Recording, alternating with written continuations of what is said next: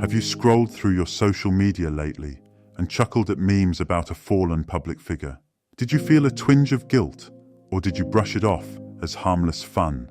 What if I told you that every laugh at someone else's expense could be racking up a spiritual debt that you'll have to pay back? Stick around, because what you're about to learn might just change the way you view others' misfortunes forever. Today we're diving deep into the karmic debt of mockery. You've heard of karma, the idea that what goes around comes around.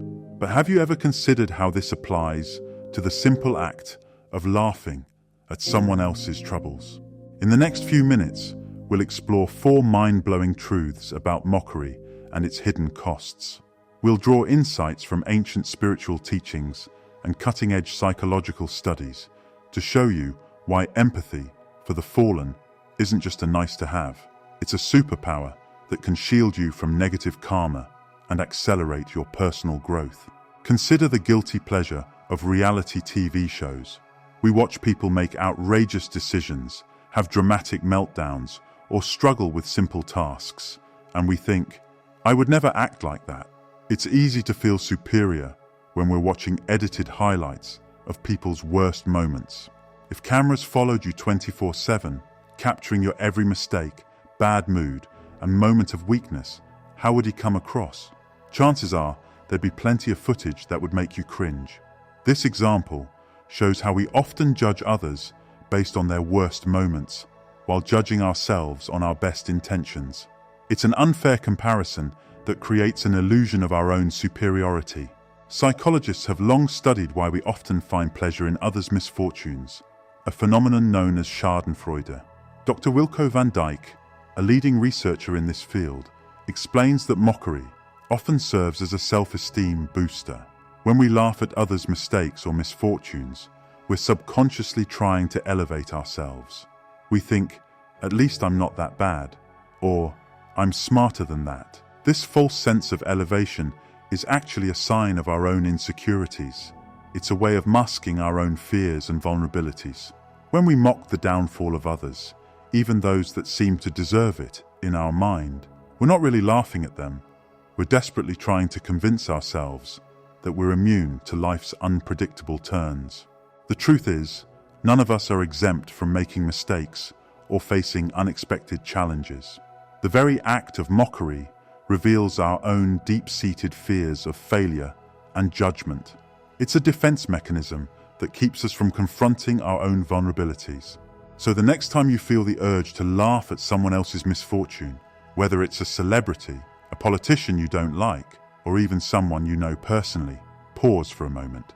Ask yourself, what am I really feeling right now? Remember, true strength and self-assurance don't come from putting others down or using mockery as a way to avoid our own insecurities. They come from embracing our shared humanity, acknowledging that we're all capable of both great achievements and profound mistakes. In our next point, we'll explore how this illusion of superiority doesn't just affect our psychological well-being, it can have real, karmic consequences that might just come back to haunt us. When we mock others in their low moments, regardless of circumstance, we're essentially programming the universe to treat us the same way when we stumble. It's like we're sending out a cosmic order saying, this is how I want to be treated in the low moments of my life. Ancient wisdom traditions have long taught this principle.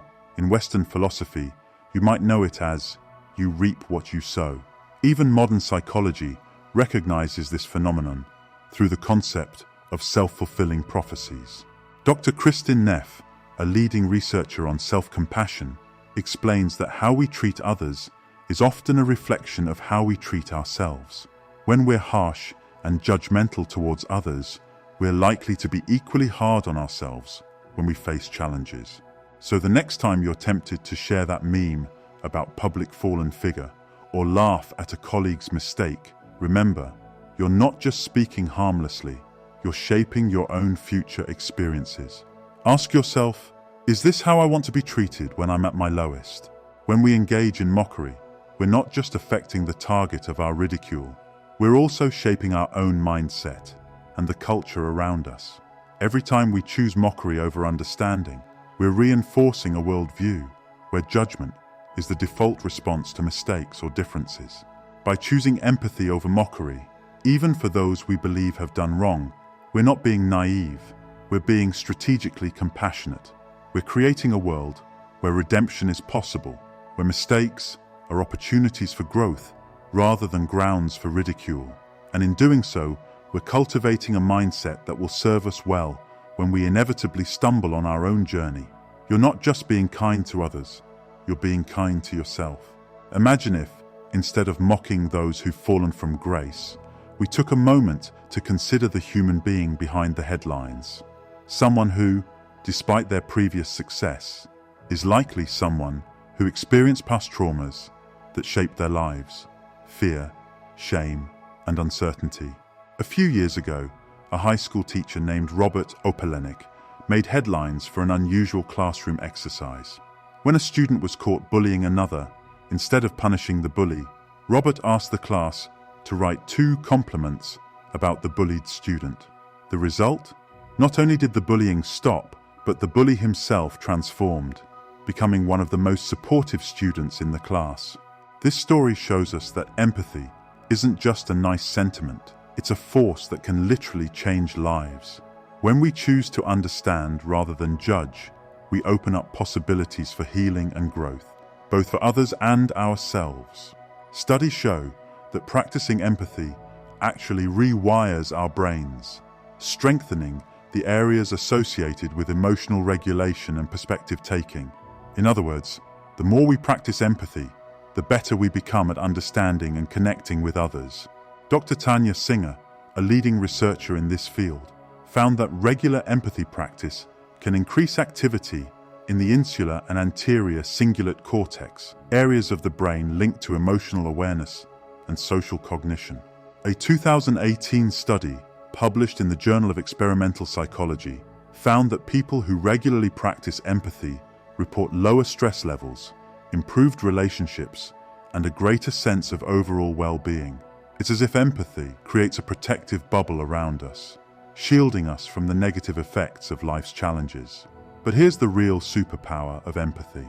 It protects us from accumulating karmic debt. When we respond to others' misfortunes with understanding instead of mockery, we're sending out a different kind of cosmic order, one that says, "When I stumble, may I be met with compassion." So how do we break free from the habit of mockery and start building our empathy superpower? Here are 3 practical techniques you can start using today. 1. The pause practice. Whenever you feel the urge to mock or judge, pause for just 5 seconds. In that pause, ask yourself, what might this person be feeling right now? This simple act can interrupt the automatic response of judgment and open the door to empathy. 2. The mirror technique. When you catch yourself being critical of others, turn that same lens on yourself. Have you ever made a similar mistake? How did you feel when you were struggling? This self-reflection can soften your perspective and foster compassion. 3. The loving kindness meditation. Spend just 5 minutes a day practicing this simple meditation. Visualize someone you're tempted to judge and silently repeat, "May you be happy, may you be healthy, may you be safe, may you live with ease." This practice has been shown to increase empathy and decrease judgment over time.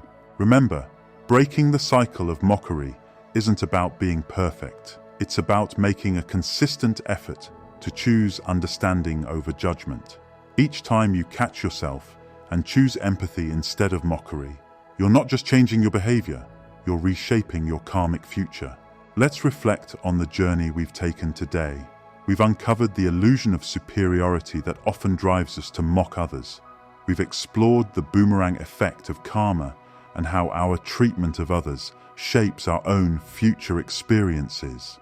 We've discovered empathy as a spiritual superpower that can transform lives and protect us from karmic debt. And finally, we've armed ourselves with practical tools to break the cycle of mockery. The next time you see news about someone facing challenges or setback, remember, your response in that moment is shaping your own spiritual path. By choosing empathy over mockery, you're not just being kind to others. You're creating a more compassionate world for yourself to live in. If this video resonated with you, please give it a thumbs up and share it with someone who might benefit from it. And if you haven't already, hit that subscribe button and the notification bell so you never miss our weekly insights. Before we go, we'd love to hear your thoughts. What was your biggest takeaway from today's video? Share it in the comments below. Your insight might be exactly what someone else needs to hear. Together, we can create a ripple effect of positivity and growth. Until next time, may you walk in light, love, and freedom from the karmic debt of mockery on your path to live a better life.